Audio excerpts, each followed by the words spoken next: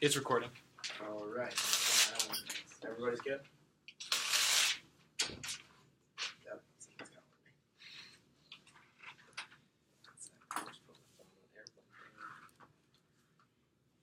Okay, so we believe that policemen should be replaced by autonomous robots. This house believes that. So the way we're going to model this is so they will they will stop anything they see that is breaking the law, because their main job is just to, if they see someone breaking the law, to capture that person and bring them into justice. So they won't, and then going off that, they won't be able to use lethal force. They'll just have tasers and non-lethal ways of doing this. And this is because these policemen are not there to judge anybody or create any laws, and using lethal force is very much judging someone guilty. They're just there to enforce the laws, and we believe this will be possible because, unlike actual human policemen, they will not fear and feel any fear, and will therefore be able to be more objective and just generally keep everybody safer, including the criminals, which is good. And for now, why we think this is good? We think this is good because, first off, because these policemen will be more rational. Why will they be more rational? Because when humans are policemen, sure, they can be very professional and not attempt to bring any of their prior prejudices or biases into their work, but that is impossible because they are human beings. They are imperfect beings. So, for instance, when you have racist cops, you have cops who are much more likely to attack African-American men rather than a white man committing the same crime. If you had rational, automated cops, that would not be a problem because they would just assess the situation logically without any preconceived biases and go off of that. So why would having no racist cops be good? I think this is pretty obvious, but there would be no unnecessary violence. The only time any violence would be used, and again, it wouldn't be lethal, it would just be a taser or some equivalent. The only time this would be used if there is an actual threat to other people. And again, a lot of times, the excuse for racial violence is it was self-defense. I was protecting my life. It was my life or their life. And that is no longer a valid argument because the policemen aren't alive. They're just doing their job very rationally. There's also, forgetting even violent crime, there will be no racial profiling. If you look at the arrests for drug use, even though it's about statistically average across all races, some races are definitely targeted more by police, and this would no longer be happening because, again, if you don't have those racial prejudices, how can you, or why there would be no reason to arrest African Americans more for that same rate, or Hispanics more, or whites more for that same rate, same crime. Everybody would just be arrested if they were seen committing that crime, which is significantly more fair. So this is very good because for marginalized groups who are continuously discriminated against by the police, they'll gain hugely from this because they will no longer be being forced down by the institutional racism that lives in police departments and will be treated fairly. So if someone gets arrested, then under this system they deserved it because they were seen committing a crime by these police. And then also, if something were to happen, if there were to be some malfunction, we would be able to get to the bottom of it a lot faster because right now, whenever one policeman does something wrong, all the other policemen around them want to protect their own and protect the brotherhood, and there's this huge sense of bonding that would not exist with computers because they don't feel any of that attachment, so it would make no sense. They would just go back through their logs and see the incident. There would probably be a recording of it, and just it would be, again, very rational. And then even beyond racism and other prejudices, this will just be, they'll be capable of just much better policing because machines they only look at the facts. So even prejudices and biases that aren't even racially discriminatory are still bad for getting to the root, trying to solve a case or try to do anything rationally, which again, this should be totally rational because all they're doing is enforcing laws. So machines will only look at the facts, not have any and therefore be able to come to better conclusions than human policemen, because they look like, what is a better justification for an arrest than only looking at the facts? So they won't bring in their personal and political biases. Also, just machines are much smarter than humans. If you look, every time we've been able to automate a process, machines can do it significantly better. So if the technology exists for automated police, they will almost have to be a lot better than humans. You can see this for a while we couldn't make a computer that could play chess against us, and then once we did, it was so much better than us. They're it's not even a competition between a computer and a human in chess. It was the same thing with Go. It's the same thing with a lot of just automation and artificial intelligence. As soon as computers can do something, just because of the way they're wired and how many more connections they have and how much faster electric circuits work than our brains, they just will be a lot smarter and therefore be a lot better at policing. I will take a POI right now. Or not. So I'll move into my second main point, which is being having this better police force would be better for the economy. So the main reason for that is there will be no more corruption because in the status quo, again, policemen are or women are not infallible. They can be corrupted, especially if someone is offering them money, because police don't make the best salary. So therefore, they are more susceptible to bribes.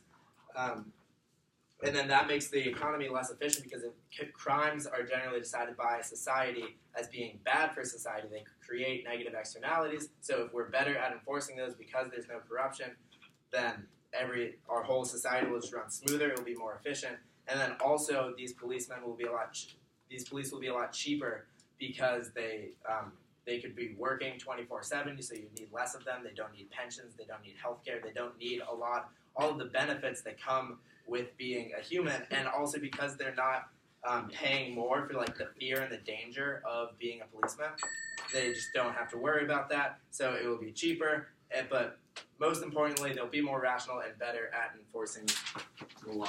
And for that reason, I'm proud to propose. Can we counter model the program by Elon Musk?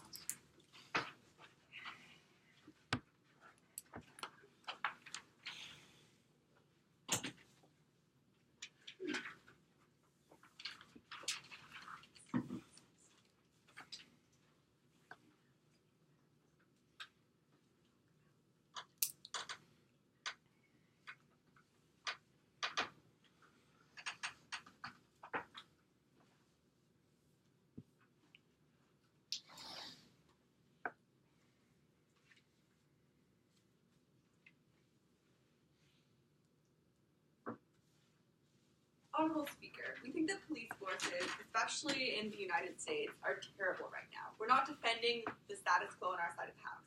We think that the solution of changing the entire human police force into androids is an absolutely ridiculous solution. Isn't going to get any of the benefits they want on opening government. We think that we can enforce laws better with humans, at least some humans in the police force, and that we're fine with having humans use androids occasionally, sending androids into burning buildings in order to pull people out without risking human lives, but we think that there should always be humans who are operating with the androids or who are in control of the situation. We think you're never going to get the human control out, and it's better to recognize that it exists in the first place. So two main arguments. First, why humans are actually better suited to be doing the types of work that policemen do, or police people do. And second, how we get less trust on their side of the house, and how this can lead to potential crazy disaster situations, which I'm going to have fun talking about. So first, and rebuttal will be interwoven. First, why humans are better suited. We think that a lot of the work that police officers do isn't just pulling people over for going a mile over the speed limit, or things where you observe a crime and then directly intervene. Police officers also have to do things like try to gather evidence and data to figure out what might have happened, or do research in order to understand the entire situation. We think they also have to deal with situations where people have just experienced extreme trauma. If you go and find someone who's just experienced a school shooting, you have to be able to relate to them, make them feel comfortable, and help them start to heal from this horrific experience that they've had. We think it's much harder for androids, who are metal robot thingies, to be an empathetic person who makes you feel safe and makes you feel like you're going to be okay. We think that like any kind of training or program isn't going to be able to help them do that. But we also think that it's important that police officers are able to relate to the people who they're talking to, right? Because we think that the goal of the police force isn't to enforce the law to the letter. We think the goal of the police force and the goal of laws in general is to help keep communities safe. And we think that you're better able to do that if, one, people trust you enough that they come to you when they've experienced something traumatic or when they suspect that something bad is going on, which we think happens when you have like local level police who are from the communities in which they're acting, which we think is what we want on-site opposition, even if that's not like the current status quo in most cities in the U.S. But we also think that because they're better able to integrate with the community and understand the community, they can better assess what's happening and gain information that androids might not be able to. They can also understand the nuances of the situation. Like if an android is trying to be a detective and figure out how a crime might have occurred, they're going to search through tons and tons of data, but they're not going to be able to understand how a person might have been thinking in that action and why they might have committed a crime in the way that they did. We think humans are better able to do that. But we also think that androids, like, even to the best possible technology, will never be able to have the same amount of critical thinking and intuition that humans have, because they can only ever abstractly look at data, which humans are able to intuit and understand in a way that is like fairly similar across all of humanity. Therefore, they can understand how other humans might have been thinking. But we also think that like it's not just about enforcing a law to the letter, right? It's about making communities safe overall. And sometimes it makes a community safer, or it makes like people generally happier to not like give someone a ticket for going a mile over the speed limit, or it's better to let someone off or make a deal if that's going to make the community overall safer and help you get to a better outcome in the long term and make people have more trust with the system, which we think we get on our side of the house. But second, why can this lead to like horrific outcomes? On that point. Sure. So you're talking about how police should relate to people and gather evidences. We agree, but there are also judges who can do that and try to relate and empathize with people. Okay, so first, judges can't empathize with you right after you've experienced extreme trauma. When police are like going to pull you out of a building or something, you can't get that benefit on your side of the house. But we also think there's always going to be human bias that exists, right? Like when humans are programming androids to be the police force, someone is doing this programming, which means that the biases of the person programming are going to filter in to the android. You see this in like Facebook algorithms that identify people from Africa as apes. You see this in like, you see this in the way that cameras like pick up skin tones differently and are biased towards people with lighter skin. We think that because the people who are going to be doing this programming are likely going to be the people who have power and education within society, you're not going to get rid of the biases that opening government talks about. Rather, you're just abstracting them and making it more difficult to target them because there's this like idea that everything is totally fair within the policing system when really it's not. We think you're never going to get rid of the human element, and it's better to just recognize that and let people like find other ways to fix it, like education and better training of the police forces.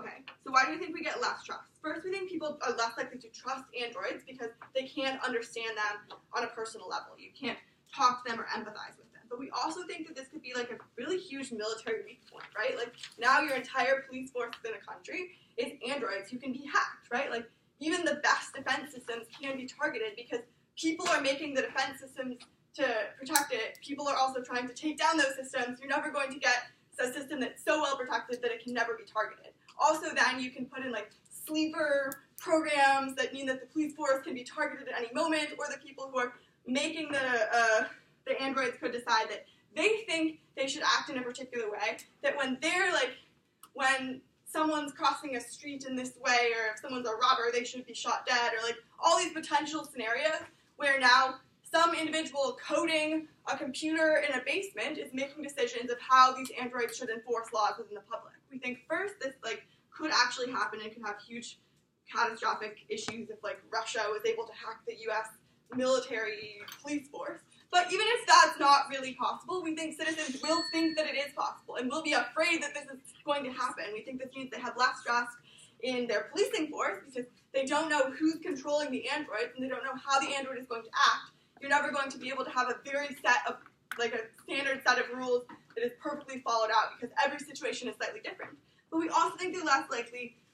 We think that it's going to create like less trust within the government as a whole, and that you get more people like stocking up on guns to try to protect themselves, and it creates more fodder for the far right protectionist movement. We think that like the economic cost that open government talks about will be outweighed by the massive development costs that it will take to have this Android army. It's like hard to tell what's going on there, and also like police officers are losing their jobs, which is probably an economic harm too, like kind of a wash on the economic front.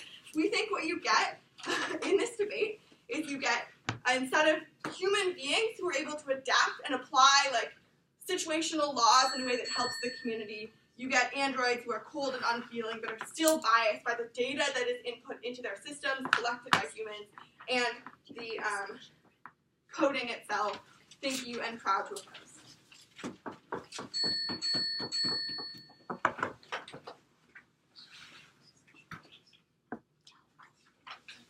If anyone wants cake. Here.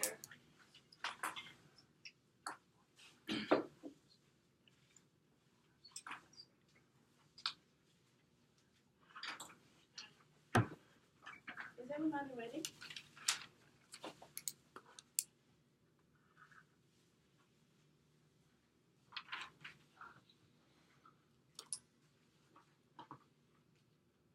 Dear Speaker, first I think we as opening government need to explain to opening opposition the difference between the military and the police force. The police force is within domestic boundaries of a country in order to maintain safety of the society and the citizens within that society. I don't think Russia would have any interest in hacking the police force of the United States because they don't want to have more rapists or more rapists in the US. It doesn't make any sense for Russia. There will be more targeted into the military infrastructure that is happening instead of internal domestic problems that's happening within the United States. But first, I'm going on and extend our two main points. Our two main points about how there will be more safety and less prejudice on our side of the house, and also less corruption and cheaper to take care of the and cheaper to take care of the new police force. First, as the first speaker of opening government stated, it is they would have teasers within 5 meters range that they will use if necessary to target a criminal. In that case, their job is not to arrest people who are their job is just to arrest people who are breaking the law. Their job is not to try to emphasize and try to empathize with people. We believe that ambulances, nurses, hospitals can empathize with people. They can take people to those hospitals. They can take people to, and then they can talk to psychiatrists and all of this support system that the government is giving access to them, so that people can actually empathize with people when there is trauma. We can see it right now when there is a crime where there are traumatic victims. There are not only police force who are there. Police force are mainly there to gather data and to arrest the criminal. There are the ambulances and the nurses who are there to try to reach out to that person, to that victim, and try to talk to them, to calm them down. In our side of the house, we will still have this, and they didn't bring us any reason why it would be better to have the police force to empathize than the nurse, which is actually accredited to empathize with people, not to empathize with people. But then let's go to our two main arguments in this debate. Our first argument is about how there will be less biases. Yes, we agree there will be completely rational because machines will be rational and less biases on our side of the house. We have a police that is highly biased, especially within the United States. We can see this through the manifesto of the Black Lives Movement. Many black men, unarmed black men, are being shot across the United States because of personal biases that white policemen have against them. We believe this is a terrible problem. We believe that humans cannot get rid of their biases due to cultural influences and experiences, and we believe that this is very hard for them to have.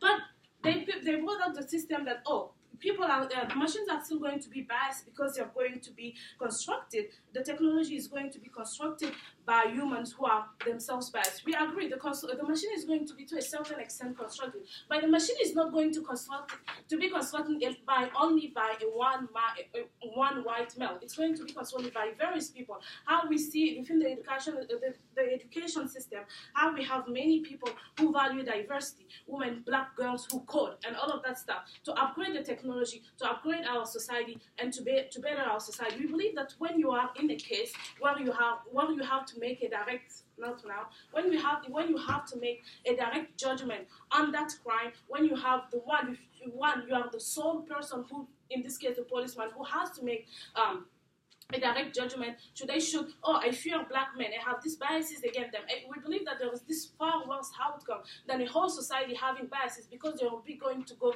to a lot of processes before actually getting those android out. It's not going to be only by a single one person who's going to create this person. So we believe that our bias is going to be less to a certain, and the technology is going to improve upgrading, while it's more difficult for humans in the short run to actually get rid of their biases. I will take anyone who has, yes?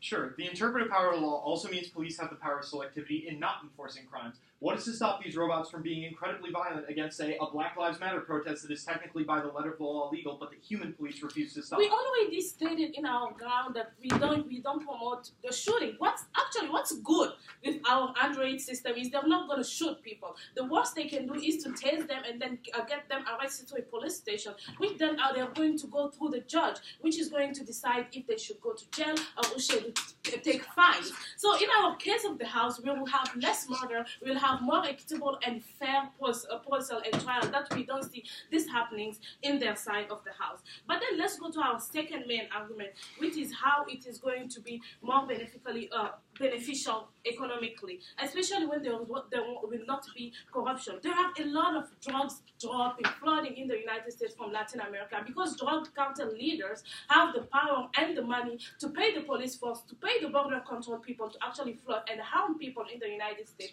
There are a lot of drug addiction within the United States, and we believe that the police and their biases and the corruption within the police system in general is responsible to a certain extent of this crime and this of this thing that we are seeing in the society. I will take you.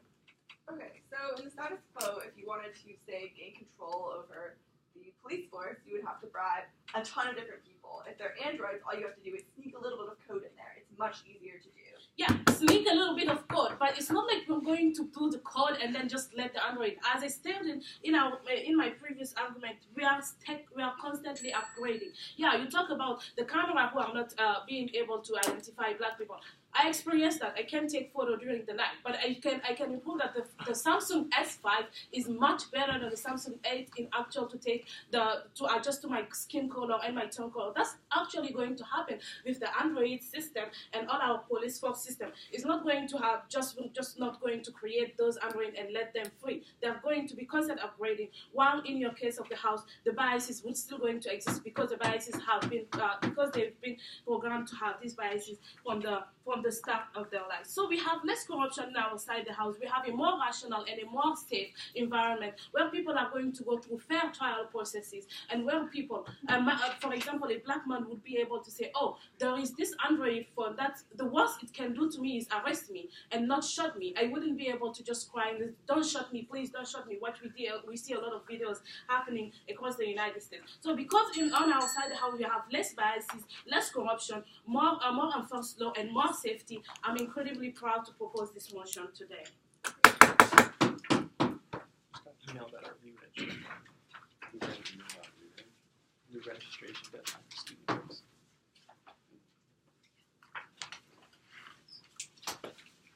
October 8th.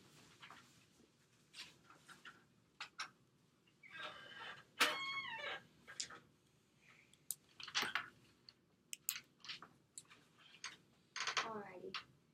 We would just like to say that on the side of the opposition, we fully support a very diverse police force, and we support a community that is policed by a diverse group of people.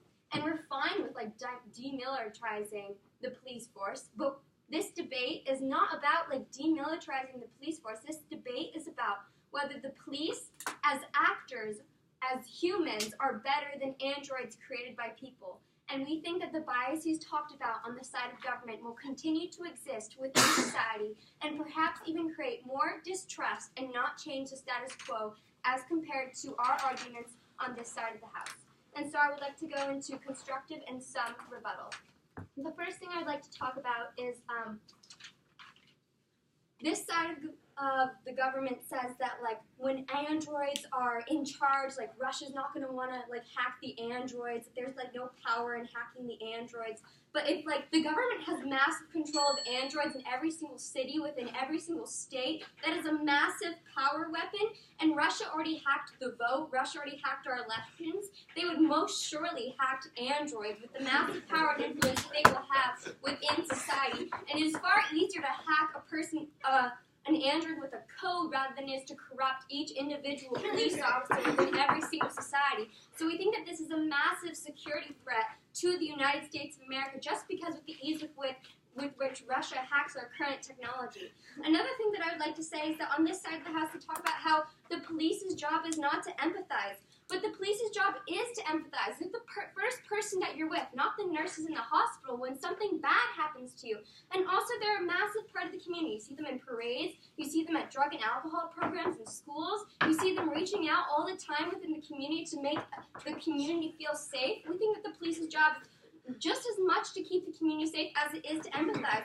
And also we think on this side of the house is that when you see someone in pain, when you see someone that's suffering, when you see someone that's been shot, the first thing that you feel as a human is pain for them and you want to empathize with them. So we think that as the role as a police officer, you're already put in those positions where you naturally empathize as a part of like human instinct. And I'll take a question from back half. Great, thank you. So is it not possible for these androids to be programmed so that they recognize that someone's in pain and they know we need to respond and we need to help? You don't need to actually empathize. Okay, but I think it's you like, just recognize but the point on this side of the house is that like that human interaction, when you wake up and some other human person is there, you feel more connection to human people than you do Siri on your phone. You feel more connection to human people than you do some sort of robot technology. We think that it's like that essential part of human connectedness that like makes the connections with humans so much more valuable than spending all your time on your computer. Like we think that that's much more valuable.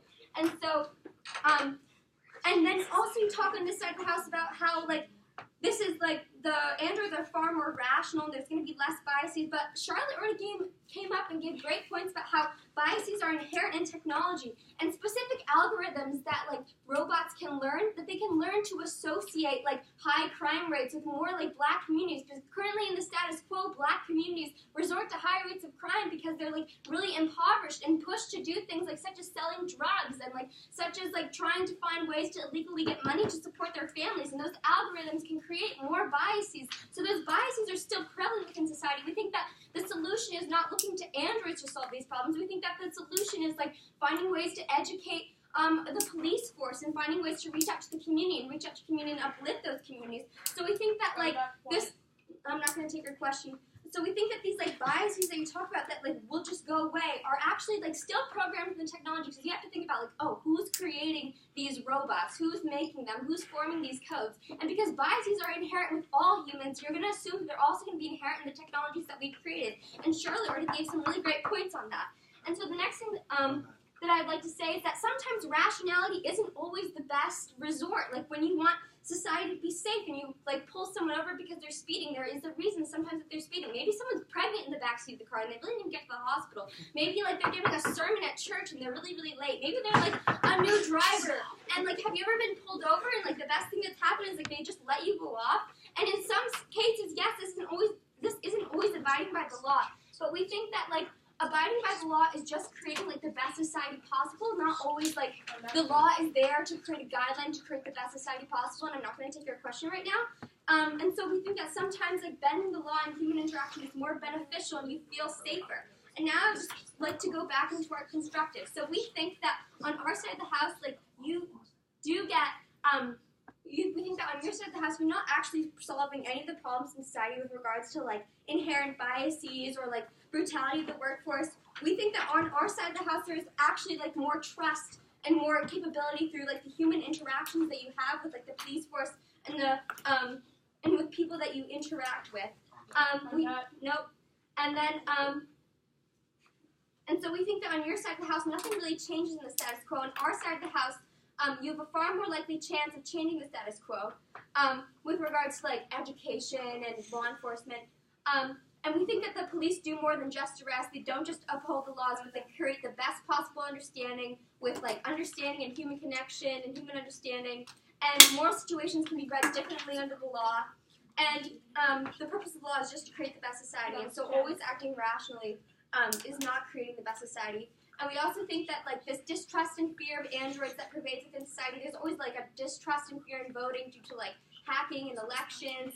And we think that this like massive, huge android population will create a greater threat to society and will make us more susceptible to like foreign influence or like some sort of hacker in someone's basement who has biases and prejudices that will be inherent and present in the technology that they're hacking. So we think that you just create like a society that's far more susceptible to the biases that are currently inherent in society. We think that police are far more better at regulating the law and at reading situations and at reading moral situations because they can be read morally and differently, not just analytically. And we think that because of all these things and because your side of the house doesn't change the status quo, and enforcing the law to the T isn't always what is best for society, and that human interaction is far more beneficial than just analytical data and like carrying out the law and pulling people over when they're speeding. We think on our side of the house we win on all these points, and yeah, that's why we're proud to propose.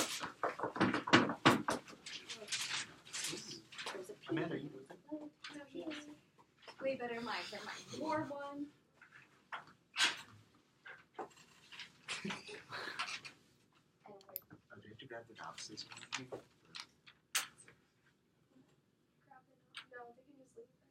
Oh, wait, can I go check attendance really quick?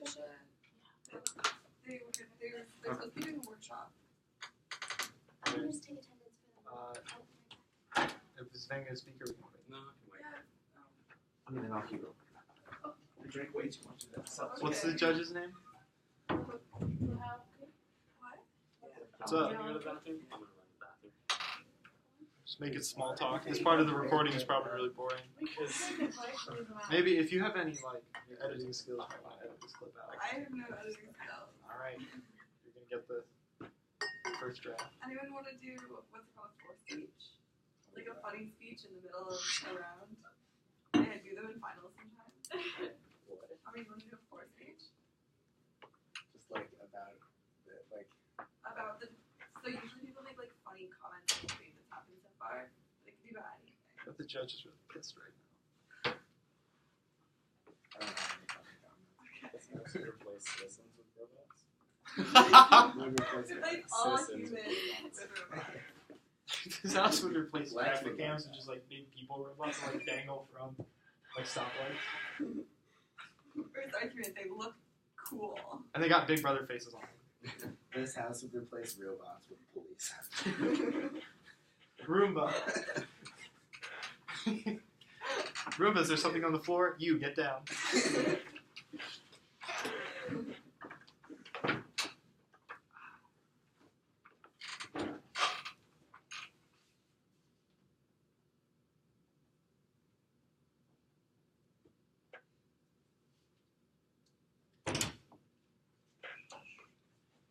Okay. Tommy.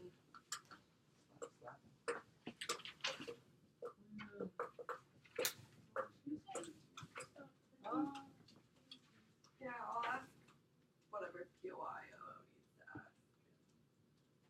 How long does it take to take Yeah, you it? can. You just write She your- doesn't. Yeah, she can just go. No, it's not the building, it's like the building is manual.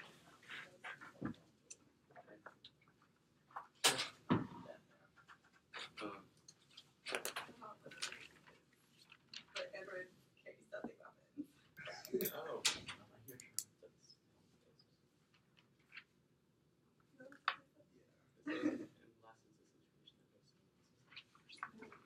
They should have said that. No, he Oh, didn't. whatever. Just Oh, knife your opening. Yeah.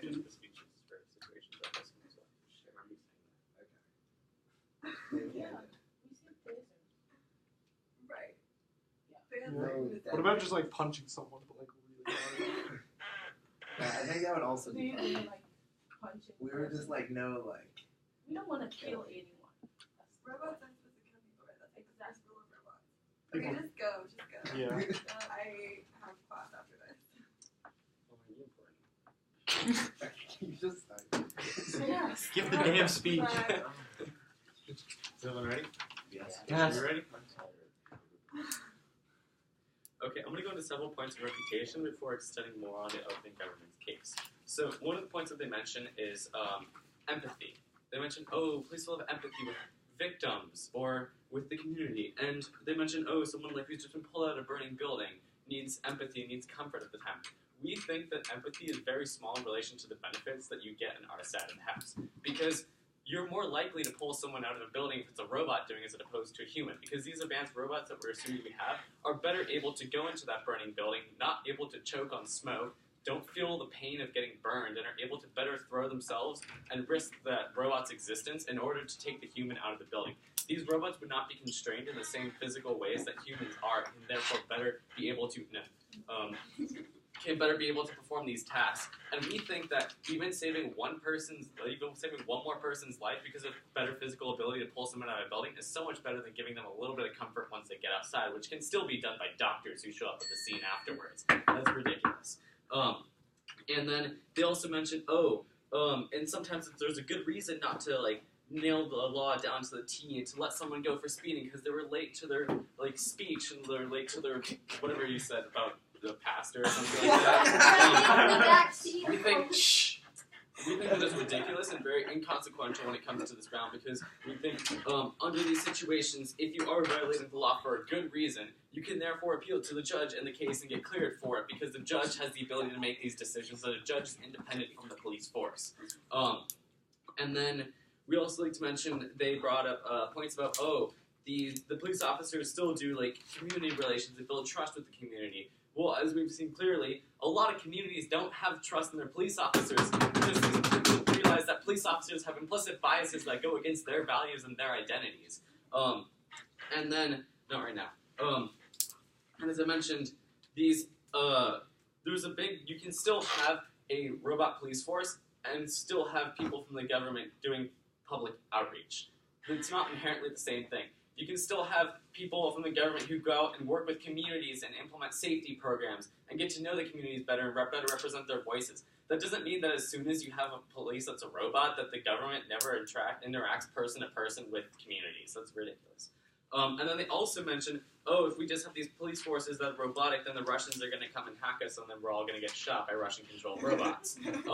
This is ridiculous, because they misrepresent how these robots would be programmed. They think it's just some kid in the basement who just got hired right out of college. No, it is a thorough, vetted process full of checks and balances that brings in community insight. In the same way that there is community oversight in certain cases for police officers, and there are checks and balances against a police force, and there will be checks and balances against this. And if we are putting these robots in these dangerous situations, there are advanced robots that are going to have advanced firewalls for this situation. And then also, if we're scared about police officers getting programmed or getting hacked, then you can just extend the argument to anything technology related. Why have satellites if they can get hacked? Why have computers if they can get hacked? Not right now. Fine, I'll take your POI now. Sure. Voting machines can be hacked. The Panama Papers have leaked because incredibly sensitive government systems can be hacked. Why do you get to fiat firewalls that can prevent any hacker, especially when there's an obvious incentive to hack, in this case? So, yes, you can't guarantee that nothing will ever get hacked. But we have so much reliance already, within the military. So much of our military is already put into the hands of technology. Satellites have already been there forever, and they haven't been hacked yet, even though we think that this is very small, and ultimately, as I will go into mention, the prevention of the loss of life is the most important thing here, and we think that ultimately it will still be significant human oversight over these automated police officers in order to detect when something is wrong and address it. It's not like these are just robots that go on their own, minding their own business. There is a human, there is pretty much the version of a call center, but just people behind the robots who can control and override the robots in these situations. No, thank you. Going on to extending on this argument. So the priority here is loss of life, and we are going to better show how this is preventing loss of life. Sorry. We're going to better show how preventing loss of life comes about on our side of the house. So there are multiple reasons for this. They mentioned that there was a reduction in implicit bias, and we like to extend on that because there is. More importantly than no implicit bias, there is no desire for self-preservation, which is the big key difference between a human and a robot. In a situation where someone pulls out a toy gun, the robot's not going to flinch and shoot the person. When they pull out reach for their phone, they're not going to think they're reaching for a gun and then shoot them. A And even if they do reach for a gun and point it at the robot doesn't need to fire back because the robot has no desire to stay alive. So ultimately, we think that this will dramatically reduce and almost like eliminate the need for police shootings because it doesn't matter if the robot gets shot or not. The robot's not going to be scared for its own life and defensively shoot another person when it's like that will not happen under the side of the house, and that is a big reduction in loss of life. Additionally, this is a loss of life because we will no longer have to send people into these life or death situations. We will no longer have to send a human in to tackle a mass shooter. We will no longer have to send a human in to resolve a hostage situation. It is going to be robots who don't have a life. We are not going to have to send the same way we sent police officers into the World Trade Centers in 9/11. Those are hundreds of people who died that could have on this side of the house been robots going into there who would, as I mentioned, better be able to rescue people due to a lack of physical restrictions that humans have. And then, additionally, this, as I mentioned, this saves lives in the hands of police officers, which dramatically outweighs any benefit you have about, we need to protect police officers' jobs. Well, their jobs inherently risk their lives. And we think that, reducing the number of people who get killed in the line of duty is better than just keeping people in the line of duty because it's good for jobs. That's a ridiculous argument. We think we by far outweigh that. So ultimately, what we do on our side of the house is we better show that the desire for self-preservation inherently is what causes a lot of unnecessary deaths due to police officers, and then also by having robots, we reduce the desire, or we reduce the need to send humans into life or death situations, and then these life or death situations, robots are better to respond to them because of their lack of human restrictions. So therefore, we save the lives of people who are in need of help, we reduce unnecessary police shootings, and we reduce the deaths of first responders, which ultimately outweighs any of the arguments brought up by the opposition side. Thank you.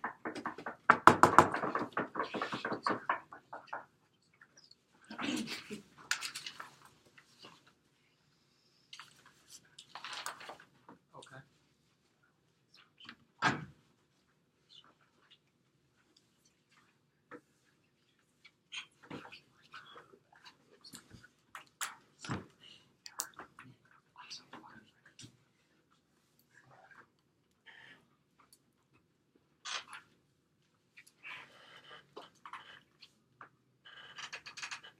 So I'm going to start out with some refutation first, and then I'll extend on to opening opposition's claims. So first of all, when Van comes up here and talks about how they don't have good relations with police officers, now it doesn't mean that we shouldn't try and have it, and that we should somehow just abandon this whole idea and replace it with these machines. I mean, and then you say that, instead we'll have these government officials come in and replace them. Well, these government officials aren't the ones who are on the ground talking to people. They're like these people sitting in offices. They're not in cars. They're not in looking over the community. You know, a lot of these, during when you're filing a police report, do you want to talk to this robot who, if I knew the police officer personally, or if it was another human interaction, that's super valuable. I want to disclose more stuff to these people rather than just talking to an empty machine that can't even talk to me. Or if it does, we'll just some weird Siri stuff that no one wants to hear.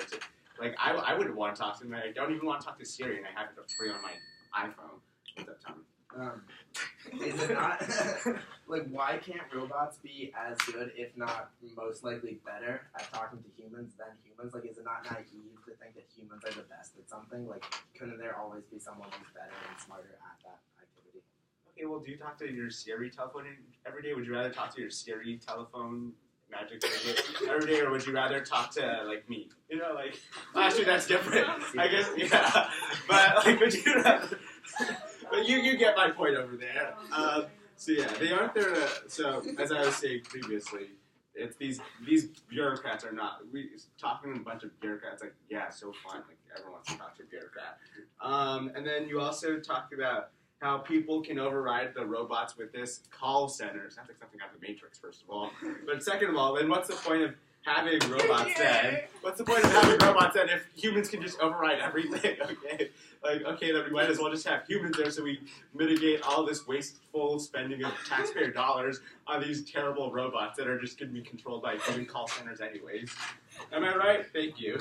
And then you also say Okay, so I'm gonna talk a little bit about what Tommy and Hajara were saying here, and how this is responsible for the opioid crisis, which is absurd because and that we're constantly upgrading this robot software. Okay, this sounds like some retroactive shit right here. I'm sorry, I said the S word.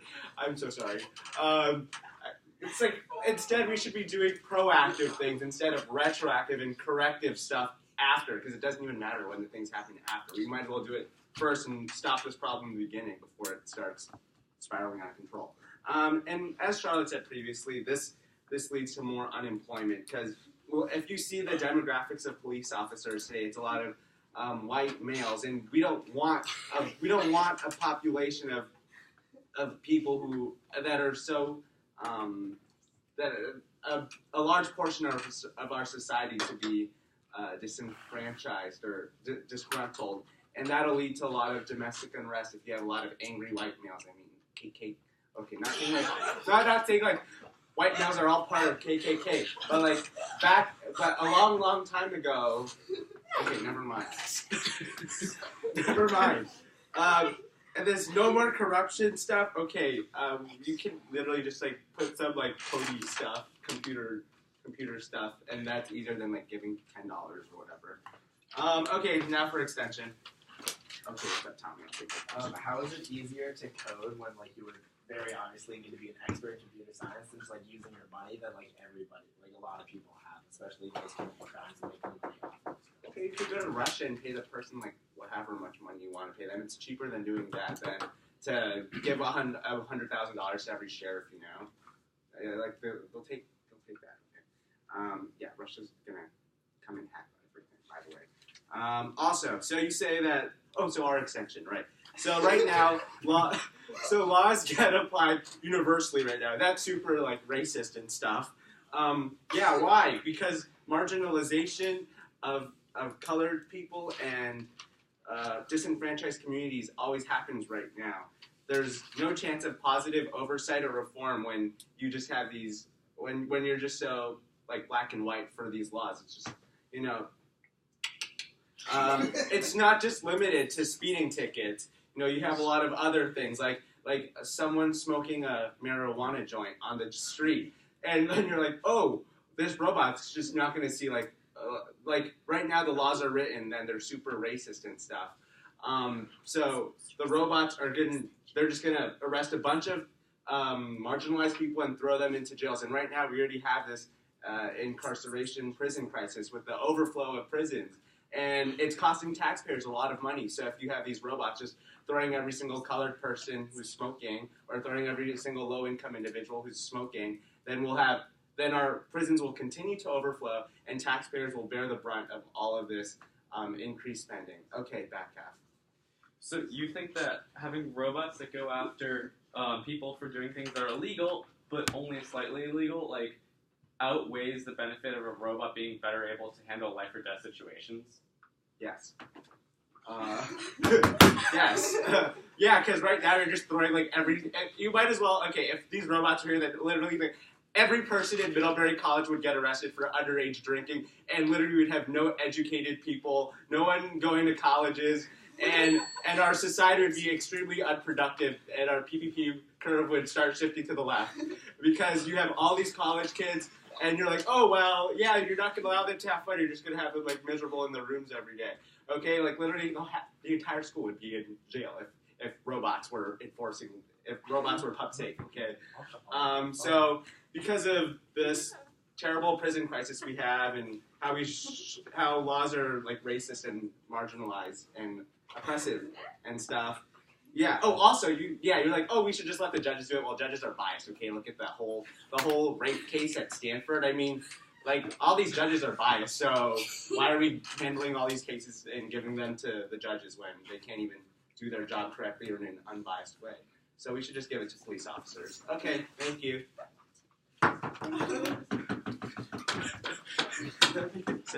You make it sound like you need to have underage drinking to have fun. Oh, you said that. So that's my entire speech.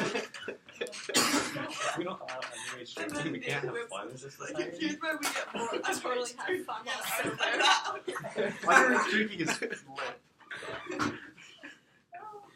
Okay. Clearly the most important impact of the round. Value to life. Like outweighing that, Amanda. Yeah.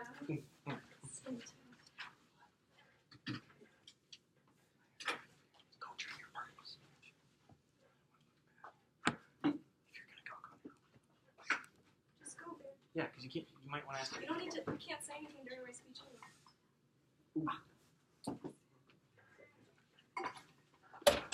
Okay.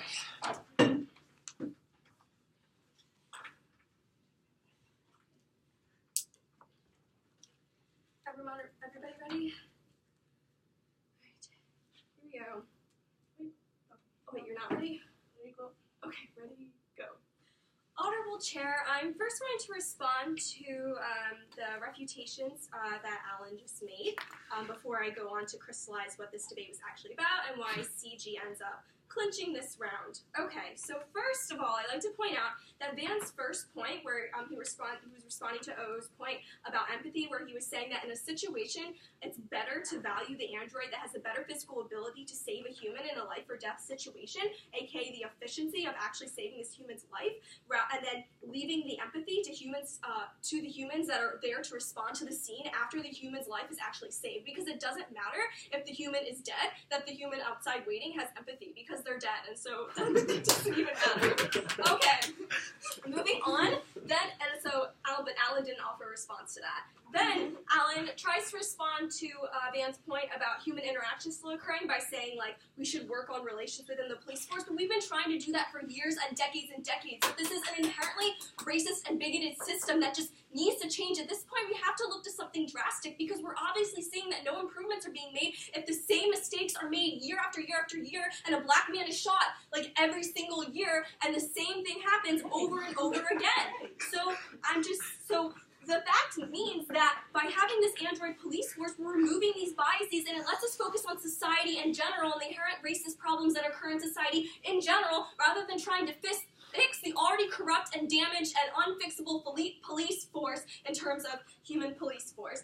Then Alan tries to respond to our human oversight idea by saying, like, the humans are just overriding anything and it doesn't even matter that we have androids, but that's not what we're saying. What Van introduced to you was this really great idea about a more efficient, like, checks and balances system, where we perhaps have one person who's in charge of monitoring, like, 100 or so robots, and then when something goes wrong, if there's, like, a malfunction or something, then that person is in charge of making sure that the malfunction assists. Some sort of, like, no, not right now, some sort of checks and balances system like that we think that would make the system more efficient, but we don't really want to focus on that. What we want to focus on, which I'll bring to you in my crystallization of the round, is the actual more efficiency of the police force, but I'll get into that in a second.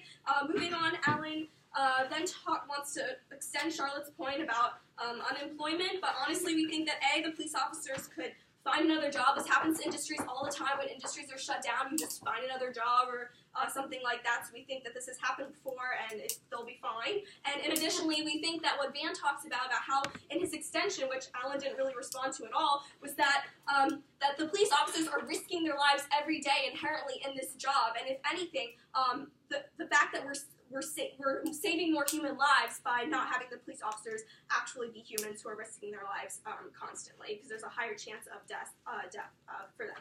Okay, and then he wants to talk about how, like, somehow there's going to be some huge police crackdown on colleges and things like that, which I think is just ridiculous. We're not going to tell the androids to, like, just send on college campuses and arrest every single teenager who is doing underage drinking. Like, that doesn't happen now with the human police force, so I don't understand how you can make that equation, or can make that, whatever, okay. And then finally, they want to still talk about this idea of judge bias, but we think that this is a wash argument, because just judge biases are going to exist on either side of the house, because in both situations, judges are still human. So we think that the judge bias still exists on either side of the house, and this should not be contextualized within the debate, because it doesn't really matter. Okay, then Van gave you a really, really good extension that wasn't really responded to by Alan at all, about how saving lives on our side of the house is going to be much more important than anything that's brought to you by opening opposition. So let's talk about it for a second. So now I'm going to go ahead and crystallize what happened in the round today. Okay, so first thing is, two essential questions that I see about this round. The first question being, which side has a more efficient police force in the end? And obviously, this answer is the government bench. Not only because of the better rational choices that OG brings to you, but more importantly, what CG brings to you about the fact that these robots aren't going to be guided by their emotions. They're not going to have fear of death. They're not going to try and make decisions out of their own self-preservation. Therefore, they're able to make faster, better calculations, and especially in terms of risk calculation, figuring out what situation is best to respond to and what's not, which we think there's more room for human error in a situation like that where a human can make a wrong decision in terms of risk and actually put more lives in danger than an android would, because it's better at risk calculation and making those decisions quicker, and it's not afraid of being shot or anything like that, because it's just not. Okay. And so, like, a human police force is more likely to put itself and other lives in danger. But Opp tries to tell you some. Opp goes on this, like, thing about emotions. They're all about empathy and trust and blah, blah, blah, blah, blah. But what we tell you is that emotions underride efficiency. And we think in this round we need to value the efficiency of the police force, the ability of the police force to save more lives, rather than just, the emotional part of the human police force. Because we think emotions underride efficiency, and important philosophers, as I've learned in my philosophy class, have talked about how they think that there are distinct parts of the soul that, like, where emotion is the irrational part of the soul, and then you've got reason, aka, like, analysis and logic, that's, like, your actual, rational part of the soul. And so anyway, we think that it's better to be guided by reason and logic in this sense, because human lives are at risk every day. I'll take Quinn. Wouldn't you say that, like, most police interactions aren't just, like, life or death situations? Wouldn't you say that most police interactions are like a cat is stuck in a tree, and therefore, like, the emotional part can actually mess up your rational part?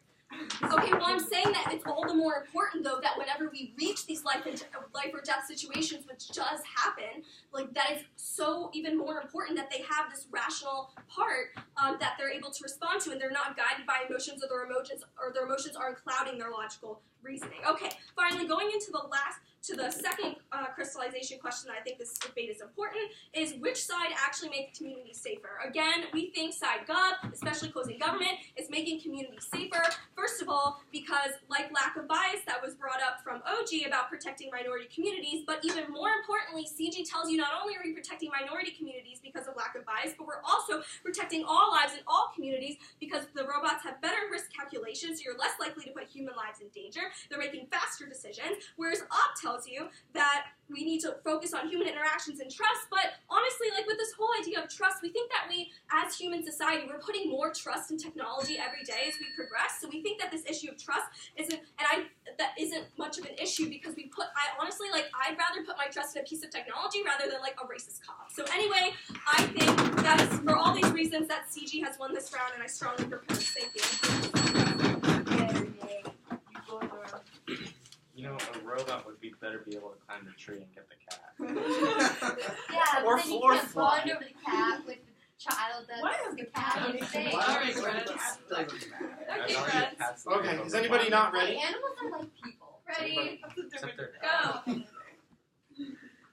I'm going to start with one top-level piece of extraneous rebuttal that I think offers significant mitigation against the only offensive point about saving lives that side-closing government chooses to crystallize in their speech. Specifically, the fact that the very first thing in, like, the first 30 seconds of Charlotte's speech in the beginning of her countermodel made it abundantly clear that our side of the house is not one that precludes the existence of robots. I think insofar as we are at minimum defending the status quo, and the status quo has things like firefighter robots and rubble search robots that sometimes are even able to act autonomously without being cleared by a human, while we will acknowledge that an all-robot police force might drag a few extra people out of a fire. We think this substantially mitigates any risk of offense they're getting and any offense they're going to get on the saving lives argument, because we think almost all of the technological advances that can be used to help save people in emergency situations are advances that will inevitably happen if they are good and effective on either side of the house, not necessarily capitulating the entirety of the police force to robots. Now, our side of the house.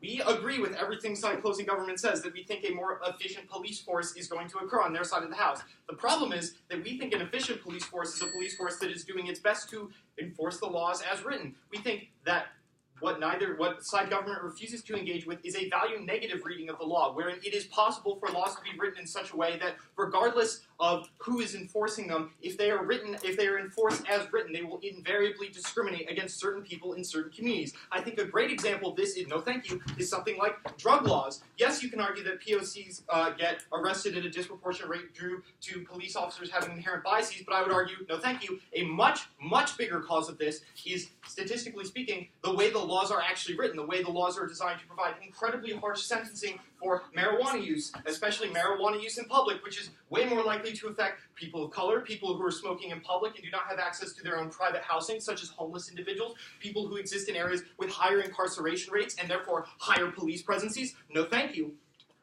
And ultimately, what we get on our side of the house is a world in which enforcement of the law is universal. We think the fact that the robot is not going to arrest you again on the color of your skin is vastly oversold, is vastly outweighed by the current implicit agreements that exist between police forces and communities that prevent this sort of thing from happening in the status quo. When you're incredibly dismissive of Alan's example about college campuses, yeah, it may be kind of a frivolous example in the context of this debate, but it proves a broader point, which is that there is a implicit agreement between police forces and communities in a variety of instances that involve things like police officers not going into the bad part of town, police officers not enforcing drug laws in certain instances, or unless you're being incredibly rowdy. I think the drug laws as written make it abundantly clear that if the robots are easily able to resolve any of these, if you see it, you did it in your guilty cases, the result is we're just going to get more and more people getting funneled into the prison system because there is no measure of accountability for the robots. There's no implicit agreement. We think the laws as written lead to a non-functional society, and the only reason the status quo works even close to as intended, while admittedly very imperfect, is because police officers have these sorts of implicit agreements. I'll take one of you.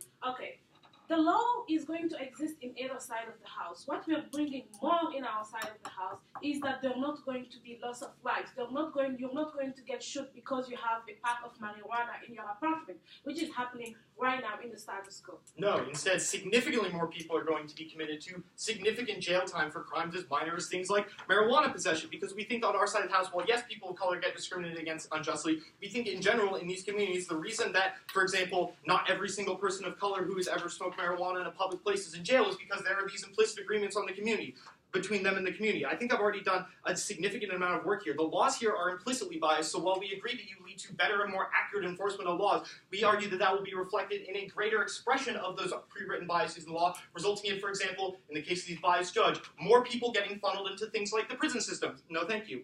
For example, what this will manifest as is robots that have no fear of losing their lives, no fear of being hurt, are not going to be saving people from fires, or at least we don't need them to be able to think to do that. We already have robots that can do that. Instead, we're going to get robots who show up to protests that are technically illegal, but the police are unable or unwilling to break up for very human reasons, and take these robots that don't have any fear, tase every single person involved in the protest, and funnel them into the court system where the biased judge is going to take things and say, oh, all of you are engaging in an illegal Black Lives Matter protest without a warrant? Well, that is strictly speaking illegal, and the robots got all of you for it and got it on camera, which means that you are going to be sentenced to jail, likely for an unjust amount of time, because we know that the existing politicians and people writing the laws and people deciding sentences usually have these racist biases. We think on side opposition, on specifically closing opposition, we paint you a picture of what this better enforcement of the law looks like and why it's significantly worse. Okay, they argue that there are more efficient checks and balances. I think this is answered back by the fact that, in addition to my above analysis, I think that's also implicitly answered by Amanda's framing of one person having all the power and all the control over a single apartment. I guess this is kind of extraneous, but I just thought that was that's a really bad way to frame it, because ultimately what that results in is if even one person in charge of the force is amenable to corruptibility, or sees that the robots are arresting more people of color, but thinks, oh, that's good, because he's a racist Republican and thinks they probably had it coming, then now you have a bias that is implicit in every single robot in a given department, which we think is way more likely to happen. There.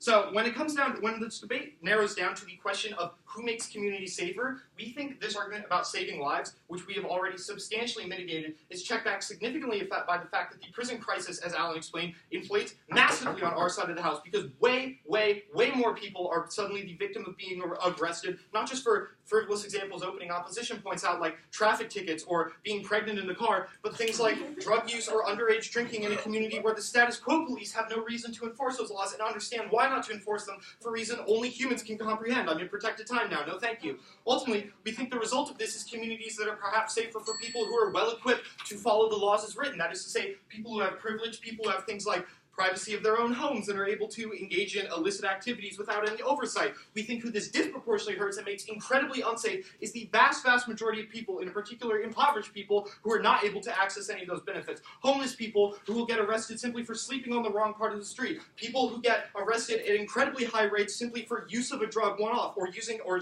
drinking alcohol the day before they turn 21. We think the fact that biases exist in the law and the legal system makes it abundantly clear that once the robots arrest them, they are in the hands of the legal system, which means that if we win that more people are getting unjustly funneled into the system, our side of the house still presents a world that is significantly net worse for them. Right? Ultimately, the only argument they have is the argument that a handful of lives get saved. But when a huge number of lives are going into ruin as a result of this, a significantly bigger one, and Amanda has engaged in almost no comparative weighing, I think it becomes abundantly, and we have substantial mitigation against it, I think it becomes abundantly clear that our side of the house creates a police state that will simply eliminate those deemed undesirable to the parts of elite society who wrote these laws to discriminate against others, creating only an ideal society for those elites. For these reasons, You did a good job. I took two comparisons. Oh my god. It's so funny. I'm Sorry. actually offended and insulted.